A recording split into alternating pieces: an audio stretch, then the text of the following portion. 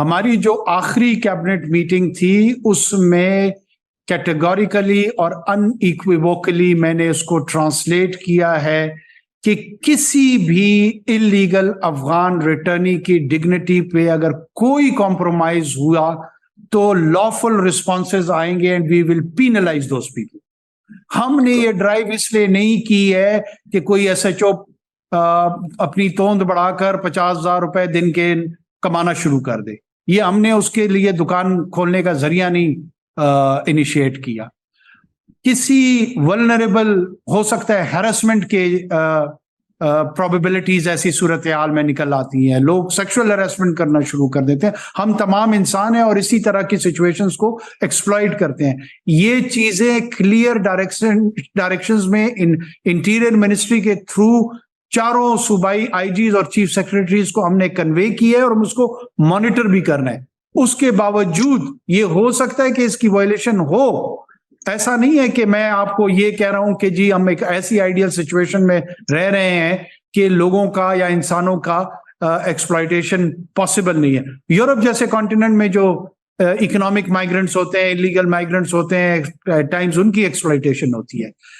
जहां जहां शिकायत आएंगी मैं आपके प्लेटफॉर्म से ओपन होके कह रहा हूं, चाहे वो बॉर्डर मैनेजमेंट के लोग हों, चाहे वो पुलिस के लोग हों, चाहे वो किसी और लॉ एनफोर्समेंट से उनका ताल्लुक हो, वी विल पीनलाइज देम। हमारा सिर्फ और सिर्फ एक मकसद है और वो है अगर 40 साल किसी हुकूमत या हुकूमतों को ख्याल नहीं आया और हमें आ गया, पहले तो उसकी अप्रिसिएशन होनी चाहिए कि क्या ये होना चाहिए या नहीं। मेरे ख्याल में जवाब होना चाहिए। और हम कर क्या रहे हैं? हम सिर्फ ये कर रहे हैं कि जो इलीगल यहाँ पे एलियंस हैं वो वापस जाए और रेगुलेटेड मूवमेंट के तहत यहाँ आए। अगर वो आना चाहते हैं वो अपने मुल्क से एक ट्रैवल डॉक्यूमेंट इशू करवाएं, अपना पासपोर्ट इशू करवाएं, वीजा लें, वीजा रिजीम को आसानी की बात करें। ये जो मादर पिदर आजाद किस्म का आमद और रफ्त का सिलसिला है जो हमारी social state political economic visibility को मिनिमाइज करता है, उसको टर्न अराउंड करना है। एक भी रेफ्यूजी रिटर्न पॉलिसी पे हमारा यकीन नहीं है, ना हम कर रहे हैं।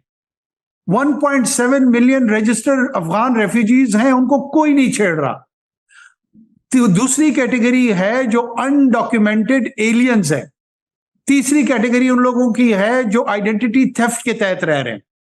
हमारा जो इस वक्त इंप्लीमेंटेशन पॉलिसी है वो अनडॉक्यूमेंटेड लोगों पे है। चेंज ऑफ पॉलिसी का ताल्लुक है, हम उसको रैशनलाइज कर रहे हैं।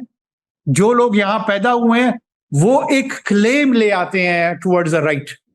उस क्लेम के लिए सिविल फोरम्स अवेलेबल हैं, कोर्ट्स अवेलेबल हैं, they should go and have remedy from there.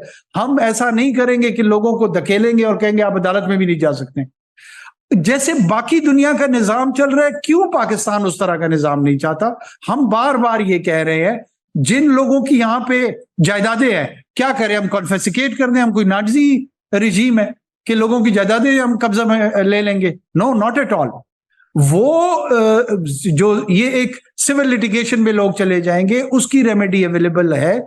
हम एक रैशनल अप्रोच के तहत एक रैशनल सोसाइटी को डिजाइन करने की एक छोटी सी कोशिश कर रहे हैं। पाकिस्तान के चैलेंजेस बहुत ज्यादा हैं, लेकिन ये भी उनमें से एक है कि आपकी सोसाइटी का डेटाबेस आपके पास मौजूद है, बाहर के कितने लोग हैं, अपने कितने लोग हैं, क्या कर रहे हैं। अगर यही चीजें हमारे पास नहीं होंगी तो आप मुझे बताएं कि आप अपने बजट्स को कैसे मैनेज करेंगे, आप अपने सोशल सेक्टर को कैसे मैनेज करेंगे, आप out of the school children का कैसे आपको पता लगेगा, अस्पतालों का कैसे पता लगेगा। ये entire dispensation of the governance revolves around such data.